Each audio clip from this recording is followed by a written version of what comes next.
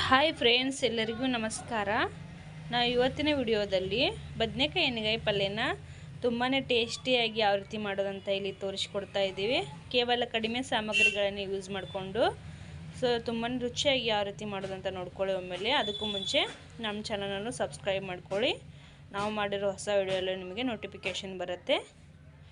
ಮೊದಲಿಗೆ ಶೇಂಗಾ ಬೀಜನ ಸ್ವಲ್ಪ ಮೇಲ್ಗಡೆ ಎಲ್ಲ ಕೆಂಪು ಕಲರ್ ಬರೋವರೆಗೂ ಚೆನ್ನಾಗಿ ಹುರ್ಕೋಬೇಕಾಗತ್ತೆ. ಇಲ್ಲಿ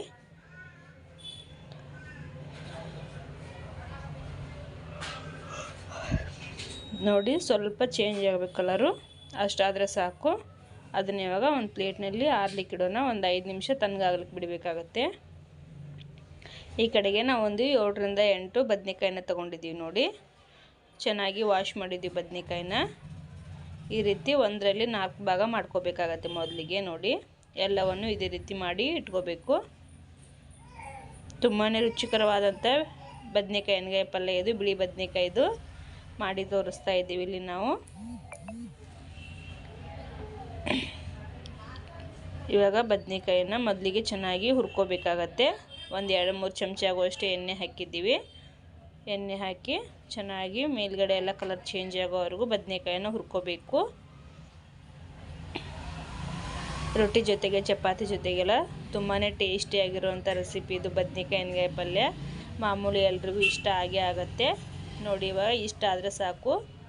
ಆ ಕಲರ್ ಬರೋವರೆಗೂ ಒಂದು 3ರಿಂದ 4 ನಿಮಿಷವರೆಗೂ ಹುರ್ಕೋಬೇಕಾಗತ್ತೆ. ಇವಾಗ ಅದನ್ನು ಒಂದು ಪ್ಲೇಟ್ನಲ್ಲಿ ಹಾಕಿಟ್ಟಿದ್ದೀವಿ.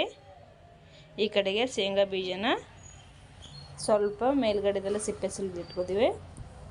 ಸ್ವಲ್ಪ ಕೊಬ್ಬರಿ ತುರಿನ ತೊಗೊಂಡಿದ್ದೀವಿ. ನೋಡಿ, ಅದಕ್ಕೆ ಜೀರಿಗೆ ಸೇರಿಸ್ತಾ ಇದ್ದೀವಿ ಮತ್ತು ಸ್ವಲ್ಪ ಉಪ್ಪನ್ನು ಹಾಕ್ತಾಯಿದ್ದೀವಿ. ಇಲ್ಲಿ ಈ ರೀತಿ ತರಿತರಿಯಾಗಿನೇ ಸ್ವಲ್ಪ ರುಬ್ಕೋಬೇಕು.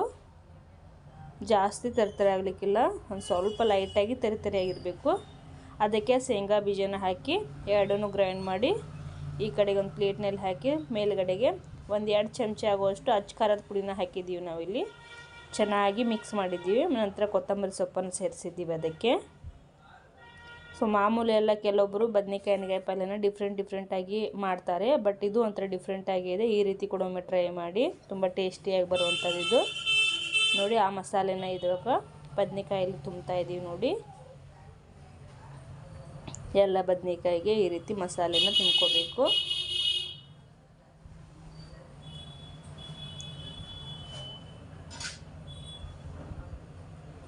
ನೋಡಿ, ಇವಾಗ ಎಲ್ಲ ಕೊತ್ತಂಬರಿ ಆಗಿದ್ದೆ. ಉಳಿದಿರೋಂಥ ಮಸಾಲೆನ ಅದಕ್ಕೆ ಹಾಕಿದ್ದೀವಿ. ಮತ್ತು ಈ ಕಡೆಗೆ ಅದೇ ಕಡಾಯಿಗೆ ಒಂದು 4ರಿಂದ 5 ಚಮಚ ಆಗೋಷ್ಟು ಎಣ್ಣೆ ಹಾಕಿದ್ದೀವಿ. ಎಣ್ಣೆ ಬಿಸಿ ಆದಮೇಲೆ ಸ್ವಲ್ಪ ಜೀರಿಗೆ, ಸ್ವಲ್ಪ ಸಾಸಿವೆನ ಸೇರಿಸ್ತಾ ಇದ್ದೀವಿ. ಒಂದು ಸ್ವಲ್ಪನೇ ಅರಿಶಿನ ಪುಡಿ ಮತ್ತು ಸ್ವಲ್ಪ ಕರಿಬೇವಿನ ಸೊಪ್ಪು, ಬೆಳ್ಳುಳ್ಳಿನ ಹಾಕ್ತಾಯಿದ್ದೀವಿ. ನೋಡಿ, ಒಗ್ಗರಣೆಯಲ್ಲಿ ಎಣ್ಣೆಯಲ್ಲಿ ಬೆಳ್ಳುಳ್ಳಿ ಸ್ವಲ್ಪ ಫ್ರೈ ಆಗಬೇಕು. ನಾವಿಲ್ಲಿ ಬದನೆಕಾಯಲ್ಲಿ ಏನು ಮಸಾಲೆ ಹಾಕಿಟ್ಟಿದ್ದೀವಲ್ಲ ಅದನ್ನ ತೊಗೊಂಡಿದ್ದೀವಿ. ನೋಡಿ, ಸೊ ಅದಕ್ಕೆ ಒಂದು ಅರ್ಧ ಲೋಟ ಆಗುವಷ್ಟು ನೀರನ್ನು ಸೇರಿಸಿದ್ದೀವಿ. ನಿಮಗೆ ಗ್ರೇವಿ ಯಾವ ಹದಕ್ಕೆ ಬೇಕೋ ಆ ಹದ ನೋಡ್ಕೊಂಡು ನೀರನ್ನು ಯೂಸ್ ಮಾಡ್ಕೋಬೇಕಾಗತ್ತೆ. ಇಲ್ಲಿ ಗ್ರೇವಿ ಸ್ವಲ್ಪ ತೆಳ್ಳಗೆ ಬೇಕಿದ್ದರೆ ನೀರನ್ನು ಸ್ವಲ್ಪ ಜಾಸ್ತಿ ಯೂಸ್ ಮಾಡ್ಕೋಬೋದು. ಸ್ವಲ್ಪ ಗ್ರೇವಿ ಗಟ್ಟಿ ಬೇಕನ್ಸಿದ್ರೆ ನೀರನ್ನು ಕಡಿಮೆ ಯೂಸ್ ಮಾಡ್ಕೊಳ್ಳಿ. ನಾವು ಆಲ್ರೆಡಿ ಇಲ್ಲಿ ಉಪ್ಪನ್ನು ಸೇರಿಸಿದ್ದೀವಿ.